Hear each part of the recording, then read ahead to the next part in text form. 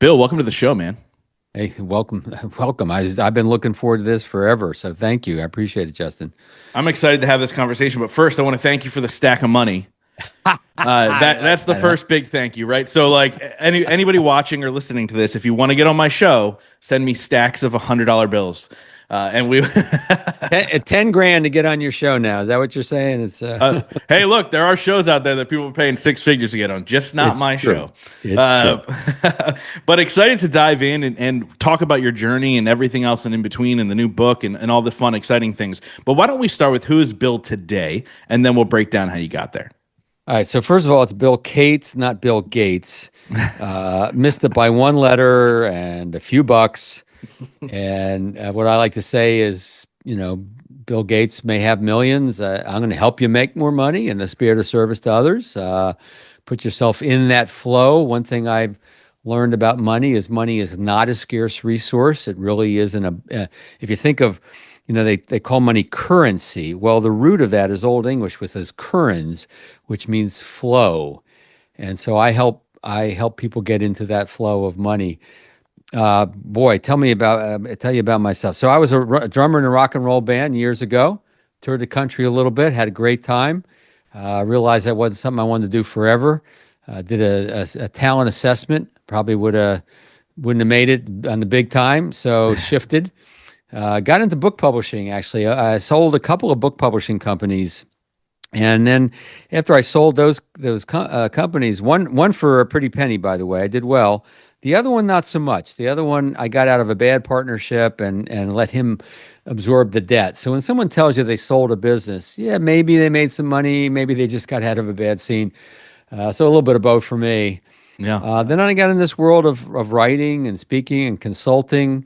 Forever, I've been helping folks acquire more clients. I've written books on referrals, beyond referrals, the language of referrals. I've written a book called Radical Relevance, which is how you talk about your value. So forever, I've been helping people grow their business in that regard. And then of late, which is my newest book, which I know we'll talk about, is more uh, about your money mindset and the limiting beliefs, mistaken beliefs, unhelpful emotions, all of that around money. And, one thing I've learned is that I don't care who you are, I don't care how much money you're making or, to what station you were born in, you've got crap around money. Everybody's got it. Man, I've met multi millionaires who live in constant fear and anxiety around money.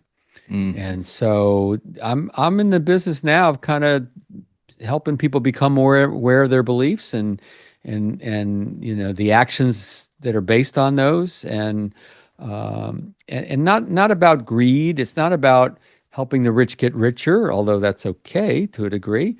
It's really just everybody deserves to make educated financial decisions that are in their best interest. Everyone on this planet deserves that. And so I'm trying to reach as many people as I can. Yeah, so talk a little bit about that. Like when we talk about money, I love how you say money just flows, right? Like and Yeah. that's something that I used to not think, and then all of a sudden I started to shift my mindset around it, and then all of a sudden, hey, money just flows to me. I always jokingly say people chase me, and they're like, hey, let me pay you, let me pay you, let me pay you. Whereas before, like if you go back and listen to early podcasts that I was a guest on, people ask, what's something about entrepreneurship that people don't tell you, and I used to say it's really hard to make money, and the fact is, it's really not, and it is that mindset shift. What type of things do you run across when you're working with people? Like why do they feel that way, and how can they get into the flow of money does flow to me? Yeah. And this is not to deny the fact that money may be scarce in your pocket, wallet, bank account at the moment, right? And we get born into different circumstances. We have different role models in our life. There's all kinds of things that impact that. However, I've been in financial services for 33 years, and when I learned how money really worked, then I realized that it's not a scarce resource. All right, it may feel scarce now, but doesn't have to be. All right, so how do you get in the flow? Well, there's a lot of ways to do it. First of all, what you just explained is a perfect example of how money follows value.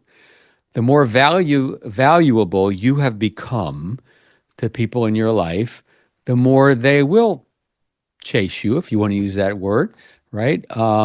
Because you're bringing value. And so money follows value. So we got to understand that money doesn't follow gimmicks and trickery. It follows true value.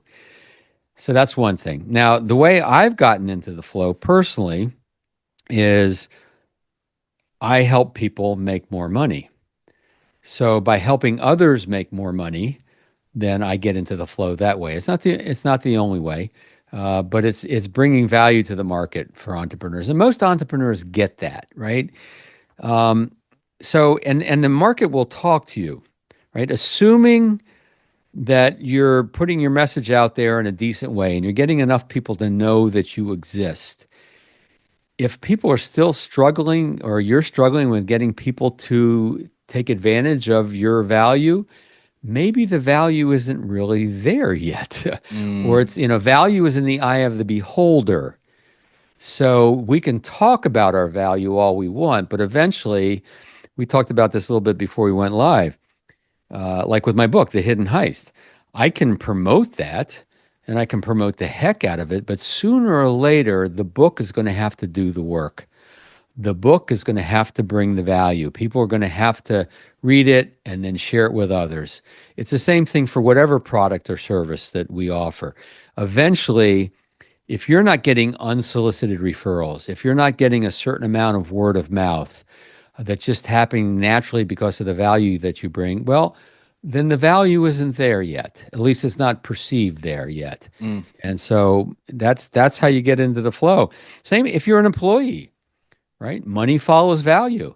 And if you're truly a valuable employee, then that money will flow unless you're in a position where they either don't recognize the value or the industry is such where they just won't pay more for that value. So then you may have to make a switch.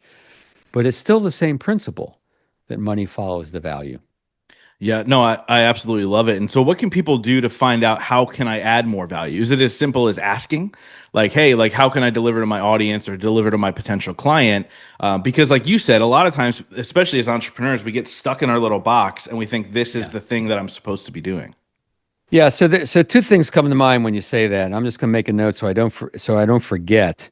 All right, so the first thing is the best way to position a business. Now, I'm not saying you have to do this, but usually the best and the fastest path to value recognized is when you're solving a blatant critical problem, meaning whoever your ideal customer client is, they know they have the problem. You don't have to educate them on the problem. And it's a critical problem. It's not aspirational. It's not something I will get to eventually. It's something bleeding money. There's a deadline. Now, with that said, can you do well with aspiration? Can you make money helping people achieve what they aspire to? Yes, absolutely.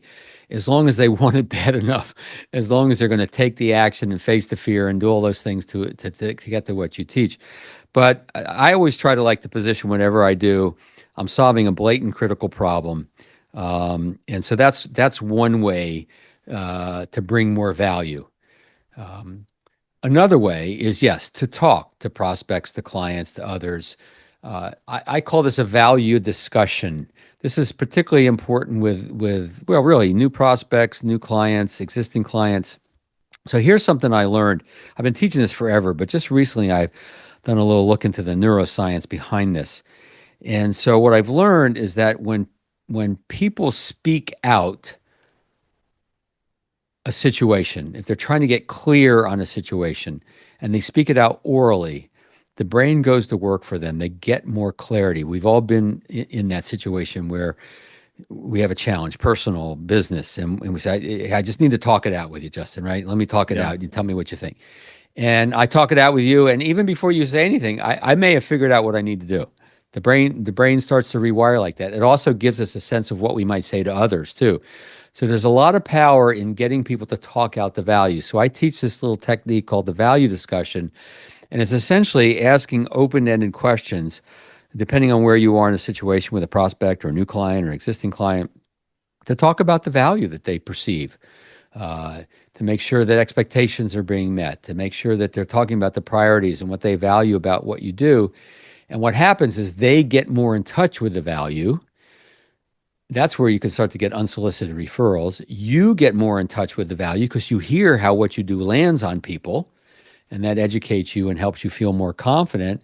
And those are leverageable moments when value has been delivered and value has been recognized.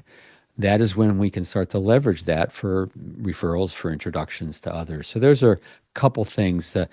When in my book Radical Relevance, I talk about value proposition and what makes you different and all that. And one of the best exercises in working on your value prop is to talk to clients, because they will tell you things that you wouldn't even think of. Yeah. And they're using their words, which makes them more genuine and more authentic. It's not, so I'll give you a quick example. I had a guy tell me, he says, Bill, I tell people that you make asking for referrals as natural as breathing. Michael Schmidt said that. And I go, well, that's pretty cool. That's clever. I never would have thought of that. Now, I could say on my website or wherever, I make asking for referrals as natural as breathing, but that's marketing speak, right? But if I quote Michael Schmitz, if I quote one of my clients, now I'm not bragging, I'm just quoting. And so you get those sorts of things when you talk to your clients. You should never go to market without talking to prospects, clients, people who really would write a check for whatever you're offering, not just your friends and fellow entrepreneurs, but actually go to the market and ask, what do they really think? So that's a long answer. I hope that's helpful, though. No, it absolutely is. Obviously finding that value and delivering it is super key. I want to talk a little bit about referrals. It actually came up on a mastermind call this last week with Please. my mastermind, and we discussed we were talking about, okay, well, obviously generating leads and all these things. I go, just go back to your clients and ask for referrals. It's literally a warm, perfect lead for you, but it seems so foreign to people. And I'll tell you why Yes, it's it not is. foreign to me. So this is actually a fun fact. So I used to sell Cutco knives when I was 19 and 20 years No, old. I'm very familiar with Cutco. So did really, really well with the company, and actually set a record on the average of referrals I got per demonstration, which I was averaging about 23 referrals per demonstration. The company average was 5. Wow. And so this whole idea of just ask for referrals, you've already delivered for these people, but it's so foreign to others. I want to talk about, why is that topic so important to you, and how can you make it as simple as breathing? Yeah. A few things. So many people are afraid, right? The two biggest fears, I guess, is they don't want to hurt the relationship, feel pushy, be pushy, or they don't want to look needy. When people come to me for coaching, I label it as the three Disney characters of referrals. They don't want to look cheesy, sleazy, or creepy. Right. So, and I get that. You don't want to look like that. I totally get it. So the first thing we need to do is we have to understand we're not making it about us. Like in the life insurance industry, they teach people to say, I get paid in 2 ways, and one of those ways is referral. So it's all about your money in your pocket when you should really be talking about the prospect or the client, right? Yeah. Or I'm trying to build my business. I can really use your help. Now, there's nothing wrong with asking for help. I'm a big believer in that. And in this case, we're asking for help to help others. So the first principle has got to be about, you believe your value is worth sharing. That's what it's like, who's next to receive the value. So it's got to come from that place. And sometimes when I teach that to folks, a switch in their brain will flip and they realize, oh, okay, I'm not making this about me. I'm making this about the value they perceive. And so there's that value discussion, that value recognized. And when people recognize the value, that becomes that leverageable moment. So that's one thing. Another word of advice around this is, first understand that a lot of people see referrals as kind of icing on the cake, right? They've got all these other methods of leads and prospecting and this and that.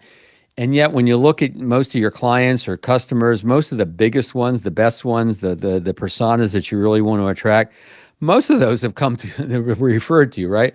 Yeah. So you're doing all this other activity. So building a business based on how people want to meet you.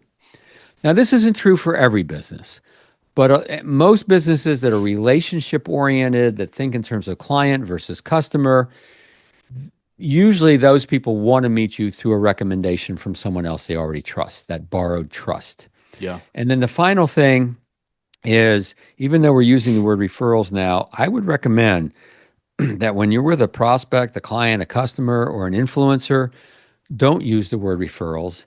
Use the word introductions for a couple reasons. First of all, the word referrals has a bad connotation to some people. Even the people listening who've tried to do it, right? They've had a bad experience with it, or maybe your clients have.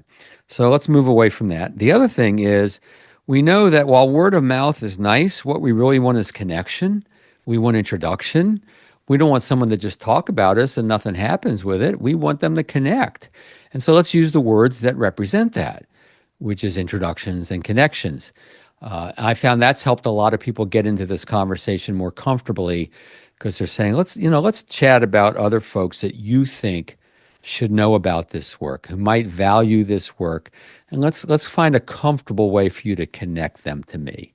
And so I use the word comfortable in the word connection or introduction. And so hopefully that'll help folks, feel a little bit lighter and more comfortable doing this. And you will never hurt a relationship if you do it in the right way. If you're authentic, you want to bring your value to others. Worst thing that's going to happen is someone will say, "Yeah, I'll give it some thought." That's the worst thing. Yeah, and it's I've found that if you're serving your clients at the at an optimum level, they want to refer people, right? Like Many do. Yeah, yeah, yeah, many do. and so like from a standpoint of that, like just look at it from that standpoint. Like if you're serving and you want to serve more people, like I look at it from a standpoint of I help entrepreneurs grow their impact and grow their income, and if I'm doing that for a group of them, why wouldn't they invite their friends along, right? So it's that type of thing. And it's absolutely genius. And so, like, what made you get into the referral game? Because that you're the referral guy. I am. Yeah, I've written 6 books on the topic. So essentially, what happened, real quick, I sold the businesses. I started getting into. I like the idea of prospecting for. I like the hunt. I like the figuring out who's right fit. How do I reach them? What's the right message at the right time in the right way? All of that. I like that. I joined the Direct Marketing Association. This was long before there was an internet, and this is when I learned around. Internet marketing now is really just the same strategies as direct mail was years ago before there was an internet. It's the same, all the same principles and everything. And so I learned I like that. Uh, but somewhere along the way, I wanted to become an expert, a little more narrowly focused. And I was listening to some audio on referrals, and I'm thinking, well, I like that, but I would teach it this way, but this is what I do. And I was looking for a reason to write a book and a topic, and now we're talking a while ago. This was 1995, okay, before a lot of folks listening to this were even born. And but I decided that's going to be my book, and my first book, Unlimited Referrals, came out in '96, and that's when I realized I hit on something. Everybody wants them, nobody's any good at them. Blatant critical problem. And then since then, I've written other books and I do a lot of speaking and coaching around that. But that's kind of how I stepped into it. And when I wrote the first book, I felt like I swear it was like I was channeling something. It was like I would be up to 2 a.m. just writing. I don't know where this was coming from, and it was just a labor of love and I was into my rhythm and what I was supposed to be doing, and I just seemed to have a knack for this. So that's kind of where it all started. I mean, if you have enough content on getting referrals that you can write 6 books, like that's pretty amazing in and of itself, right? And now, you've shifted and you talk about other things too, like radical relevance, and we touched on that a little bit. And then the newest book, which is the Hidden Heist, right? With Stop Robbing Yourself of Lasting Wealth, right? Everybody hold their Sure. books up. Make sure you go grab it. Talk to us a little bit. Where did this book come from, right? Because like you said, everybody deserves to have resources, and a lot of people in this world do not at this point. That's true. And so this is kind of legacy work for me in the sense of I've been in financial services for 33 years. I've helped advisors bring in billions of dollars, literally. And so I've learned how money works. And the whole idea of financial literacy, financial education just started coming to me and it just started becoming more and more important to me over time. And there was a lot of it came from my own experience that I wasn't taught a lot of things when I was younger. I wasn't taught about compounding interest that Albert Einstein calls the eighth wonder of the world. And so I wasn't taught these things. But as I learned about them, then I reflected back on my own mindset, my own teaching. My parents came from modest means. They were children of the Depression, so they didn't see money as they saw money as something to be guarded, not grown. And so Mm. they saved well, but they didn't invest well. And so I saw that. And I said, all right, this is a message I would like to get out. And at the time we're recording this, I have an impending TED Talk that's related to my book, The Hidden Heist. And so I wanted to get some financial awareness and education out. And a big part of what I like to talk about is our beliefs. I love talking about strategies. I love talking about tactics. I'm very strategic and tactical. But sometimes we got to take a step back. And if we've got a challenge in our life, in our business, sometimes before we look at the strategies and tactics, let's look at the beliefs that are going on within us. What do we believe about ourselves? What's possible? What do we believe about the business? What's possible? What do we believe about the economy, about our product, about our other people? Whatever the context, what do we believe that may actually not be letting us see other strategies and tactics that could help us? So the working title for my book originally was You Earn What You Believe. So it Mm. was all about what you believe is possible. But then I decided to narrow in a little bit. So we turned it into a parable book. So it's a story, takes place in a bank robbery. Why a bank robbery? Well, most parable books, and there's some really good ones out there, and there's some really bad ones out there. Most of them are kind of light. You can almost see the end coming. You can predict the end. Nothing wrong with that. But I wanted an edge. I wanted a story that people didn't want to put down.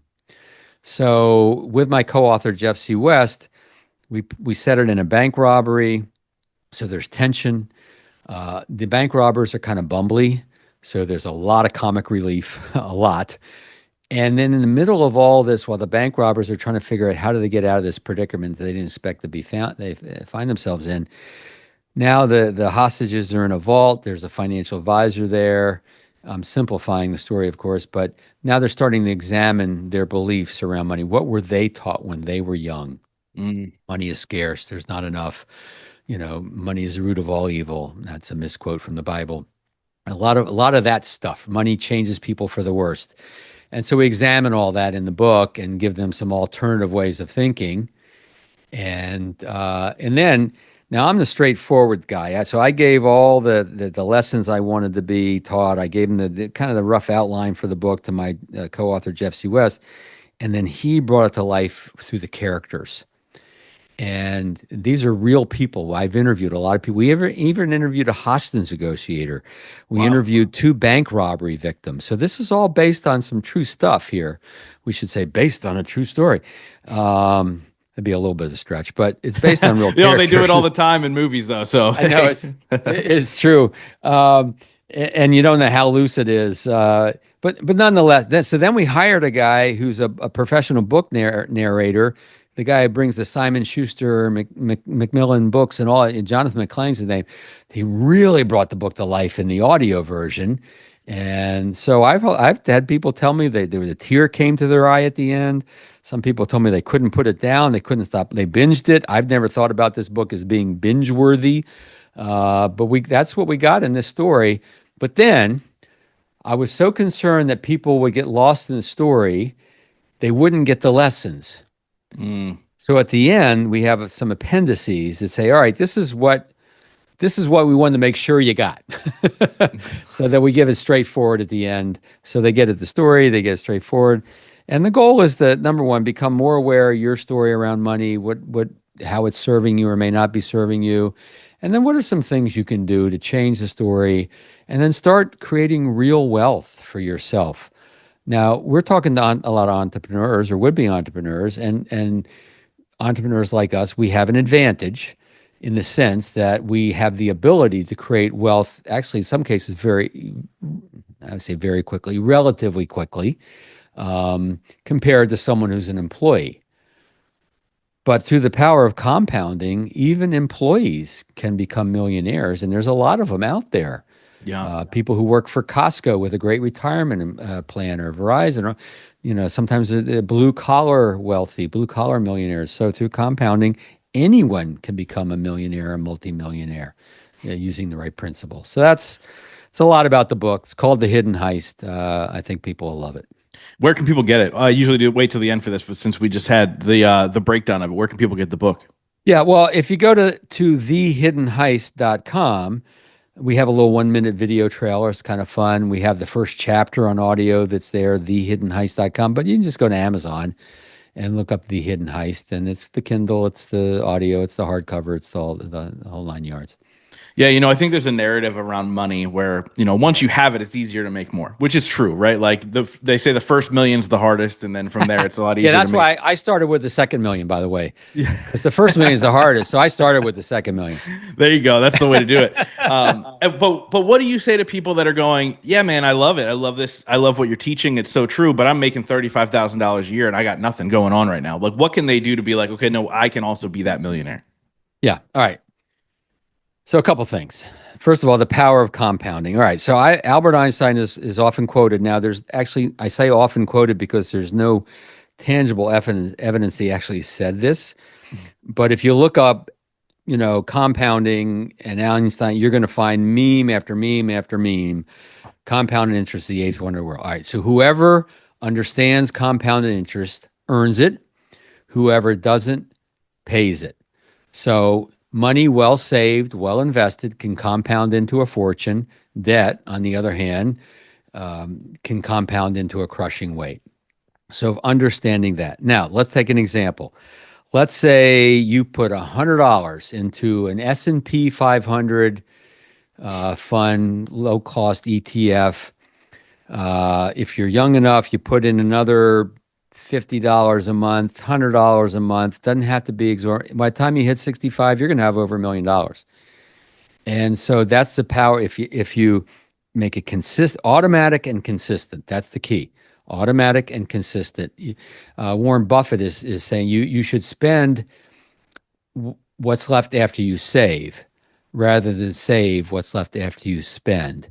So if you just follow that tenet, pay yourself first, and start putting money away and set it, almost forget it, and be consistent, then you can become a millionaire, multimillionaire.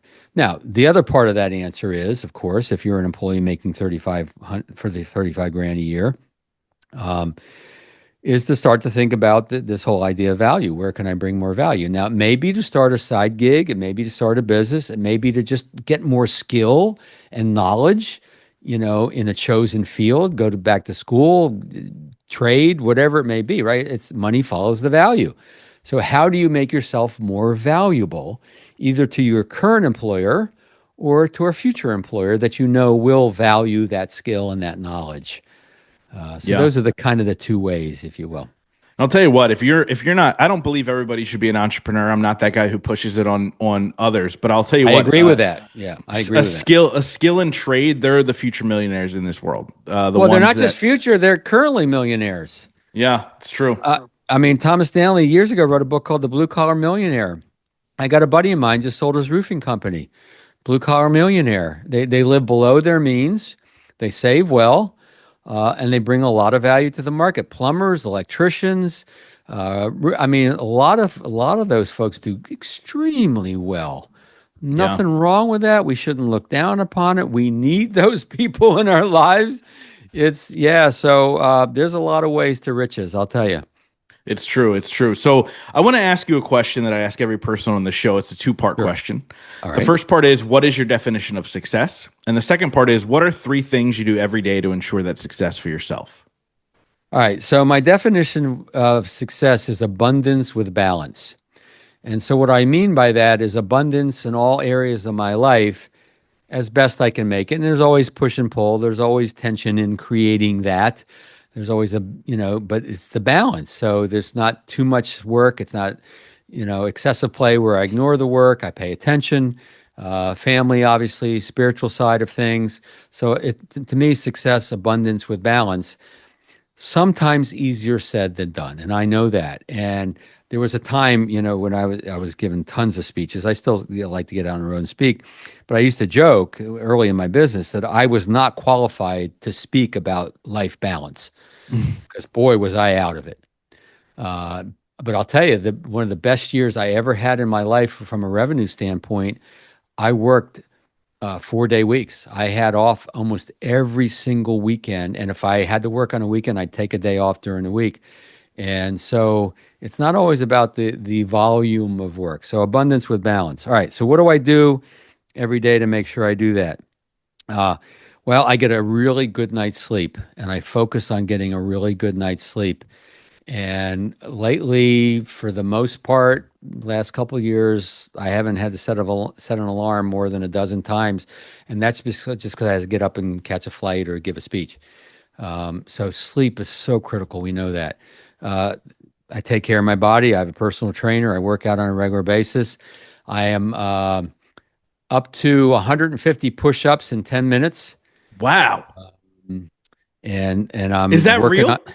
That's real. Yeah, I do 150 push-ups in 10 minutes. I That's do it in incredible. sets. I do it in sets of 30, 35. Tried to push 40 yesterday. I couldn't quite make the 40. I started doing diamond push-ups. I'm a 74-year-old guy, so I'm It's feeling pretty good amazing. about that, right? And so I I'm wouldn't have guessed working. 74 either. You got a lot of shit figured out, man. I'm telling you. Oh, well, I got a lot of shit I haven't figured out either. And if you don't believe me, just ask my wife. Um, so my wife she says, I'm not a nag, I'm a motivational speaker. I go, okay, all right, good. Well, keep motivating me then. Um, so, so I meditate, I get that peace. I sleep well. I eat pretty darn well. I like to joke that I eat a balanced diet. I eat some good food and some shitty food. Pardon my French, but that's my You're good. balanced diet.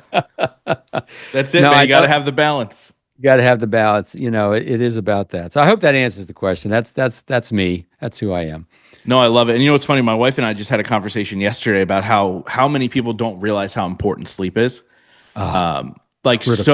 so many people are just not aware. And like, but like in my space, everybody, I mean, I've had sleep experts on the show. So in my space, I've known for a long time. But the idea of like people don't realize they'll stay up until 2, 3 in the morning watching TV, and then they get up at 6, 7 in the morning, and I'm like, what are you doing? Like you're shortening your life. And so I'm so glad you mentioned that right off the bat because Can I add something to that? I'm sorry to interrupt, Justin. I apologize. I was just got excited.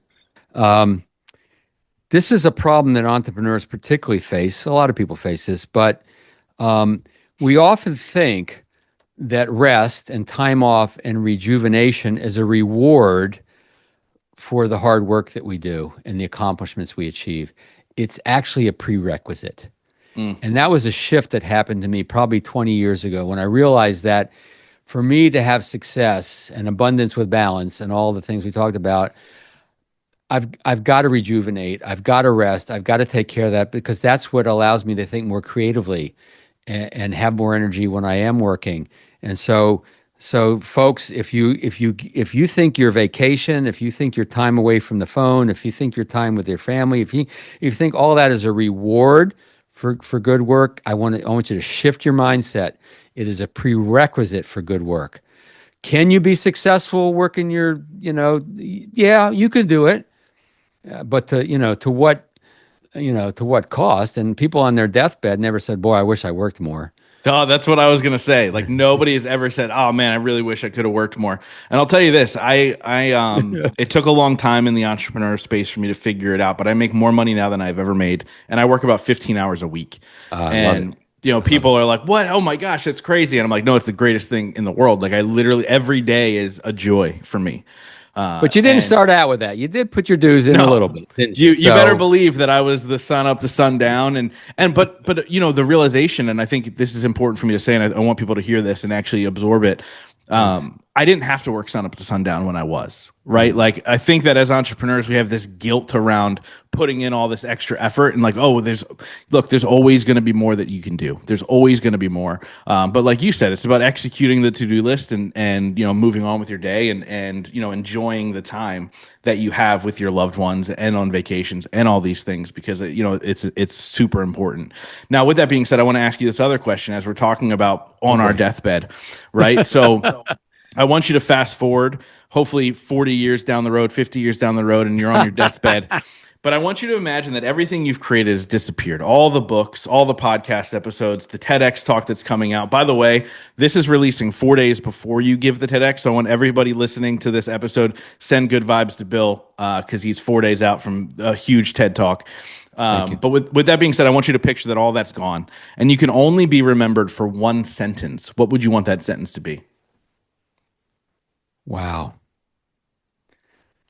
It would just have to be my love of my family, and because I just lost a really good friend of mine Mm. to Parkinson's, and I also lost my brother-in-law earlier this year. So I've kind of come face to face with a little bit of that. And my brother-in-law was in hospice in our home for 2 years, so I literally saw him Wow. die in front of me. Um, and I was also with my other friend who died of Parkinson's a day before he died, so on his deathbed. And both of them were surrounded by love. They were surrounded by family, a few friends that came to visit. At the end of the day, that's really what it's all about.